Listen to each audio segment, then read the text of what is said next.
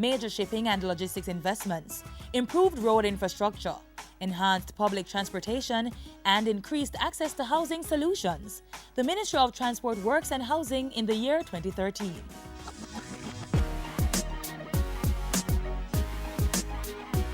A major investment proposal was advanced in 2013 to create thousands of jobs and support government's plans to make Jamaica the fourth major global logistics hub.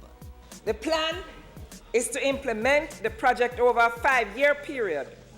When completed, the industrial park will employ approximately 10,000 workers. The Transport Ministry, through the Port Authority of Jamaica, PAJ, is preparing a framework agreement for the development of the $1.5 billion transshipment port by China Harbour Engineering Company. That's after the PAJ conducted an environmental scoping study which found that the development could be executed on the Goat Islands and lands in the Old Harbour Bay area with the appropriate measures to protect the environment. The administration will be working closely with CHEC to ensure that all preliminary work is carried out within a year, leading to actual construction beginning during fiscal year 2014-2015. As part of the efforts to position Jamaica as the transshipment and logistics hub of the Americas, government also shortlisted 3 bidders last year for the privatization of the Kingston Container Terminal, KCT. The state-owned bus company also witnessed significant developments in 2013. The Jamaica Urban Transit Company, JUTC, increased its fleet of buses to 350 in a bid to improve its service and revenue flows. At the same time, the company signed an agreement to have its buses repaired by young persons trained at the Hartrust NTA.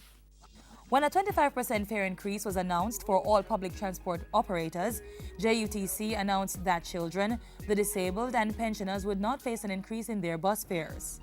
A cashless system is being introduced, whereby all commuters who wish to qualify for concessionary fares must purchase the electronic smart cards through designated outlets.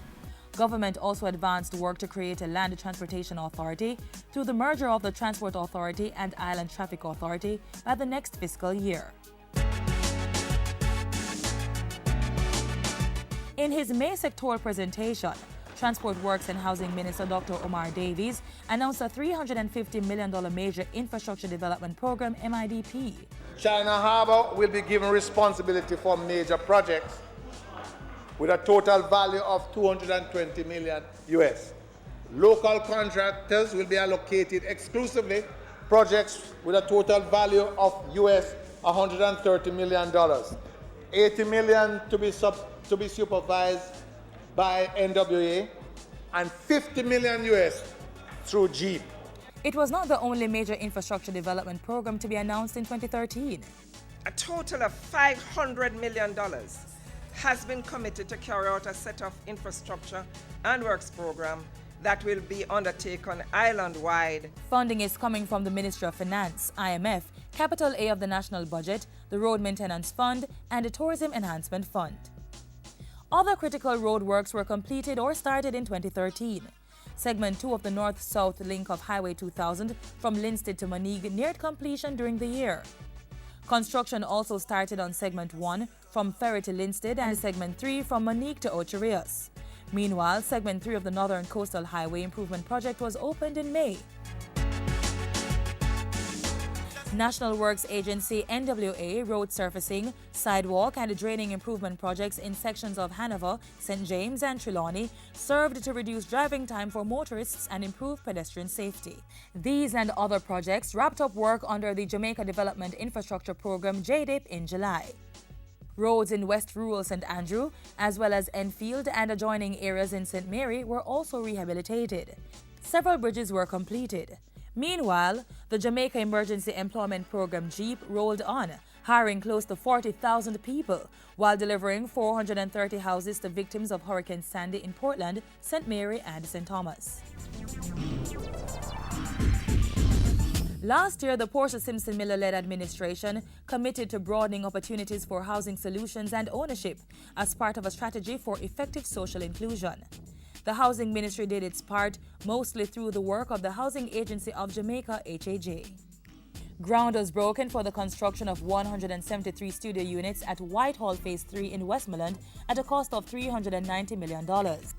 In St. Catherine, construction started on 604 one-bedroom units and 980 studio units at Bernard Lodge, as well as 600 solutions at Shooters Hill. HAJ also entered into public-private partnership agreements for the delivery of housing solutions in Grange Pen St. James, Hopewell Hanover, and Colbeck St. Catherine.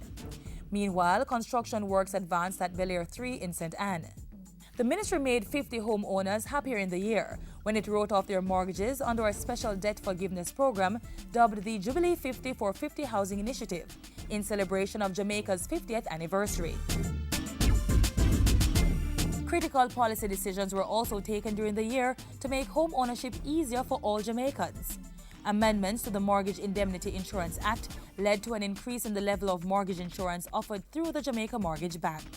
Increasing the insurance level to 97% from the current 90 means that you have the ability to only ask the potential homeowner to deposit just 3% of the price of the house.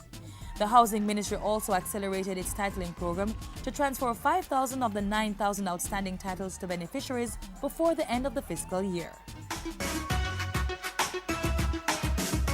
The Ministry of Transport Works and Housing on a mission in 2013, engaging public-private partnerships, facilitating Jamaica's growth and development.